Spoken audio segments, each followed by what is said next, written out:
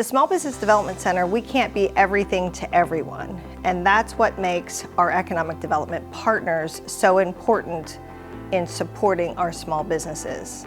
So together, whether it's funding, whether it's government procurement or international trade, it doesn't matter. We are working together to help find answers or maybe even new markets.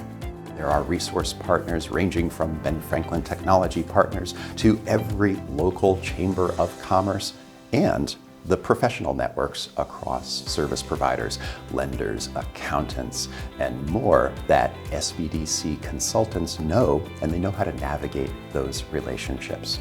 Knowing that we have that strong network of ecosystem partners really strengthens the services that not only we bring, but the services that we can provide to our clients as a whole. So to be able to kind of point them directly in that direction so that they can get an answer in an efficient manner, I think really is great not only for us, but for our clients as we serve them.